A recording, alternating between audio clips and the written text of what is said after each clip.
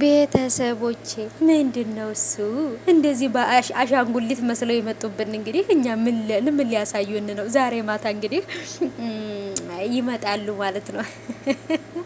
እኔ እኮ ግራ የሚገባኝ ነገር ማለት ነው እነሱ የሆነ ነገር በለቀቁ ቁጥር እኔ የሆነ ነገር የሚሰማኝ ነገር እኮ ነው። በቃ የሆነ ነገር በቃ ወደ ሆነ ቦታ ነው የሚሄደው እኔ በቃ ሀሳቤና ብቻ ግን ማለት ነው እንደዚህ አሻንጉሊት መስለው እንደዚህ ተጠላልፈው ተሳስረው የመጡት ምን አስበው ነው ማለት ነው። ብቻ ግን ለሰላም ከሆነ ሰላም ያደርግላችሁ፣ ምንም አይደለም። ደስታችሁ ደስታችን ነውና አብርሃም ደግሞ ምን ሆኖ ነው እንደዚህ የሆኑ? በነገራችን ለምን ነው እንደዚህ ግጥጥጥ ጣልክ?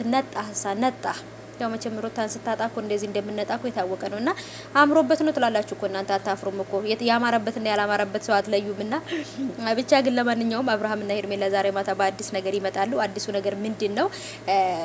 ያው እንግዲህ እንደለመዱት ያንኑ መጠጥ እየጠጡ በቃ እንጆይ እያደረጉ ለራሳችን ጊዜ መስጠት አለብን። ምንም አይነት በቃ ጭቅጭቅ ወሬ በሌለበት። ለምን ሩታ ብላለች። ሩታ ያለችውን ነገር እኮ እነሱ ማለት አለባቸው። ሩታ ራሴን ማዳመጥ አለብኝ። በቃ ቤተሰብ ጋር ሄጄ የሆነ ቦታ ላይ ሄጄ ራሴን ማዳመጥበትና ራሴን ማሳረፍበት ቦታ ፈልጋለሁ ብላለችና ስለዚህ እነሱም ደግሞ ሩታ ያለችው ነገር ስለማይቀርባቸው ለራሳችን ጊዜ መስጠት አለብን፣ ለፍቅራችን ጊዜ መስጠት አለብን ምናምን ብለው እንግዲህ ሊዝናኑ ነው። እኔ እኮ ግን የሚገርመኝ ሩታ ያሰበችው ነገር ሩታ ማድረግ የፈለገችው ነገር እነሱ ካላደረጉ ያማቸዋልና ብቻ ግን ዛሬ ማታ እንግዲህ ጠብቁ። እንግዲህ እንደዚህ ጥቁር በጥቁር መስለው እኔ ባላንታይ ልበለው ምን ልበለው አላውቅም። ብቻ ግን የነሱ ቀን ነው፣ በቃ የነሱ ቀን፣ ይሄ የጥቁሮቹ ቀን ማለት ነው። እንደዛ ነው መቼም እንግዲህ ጥቁር ልብስ ለብሶ የመጣ ሰው መቼም እኔ ምን ልለው እንደምችል አላውቅምና ብቻ ግን ዛሬ ማታ ጠብቁ እስቲ እናያለን።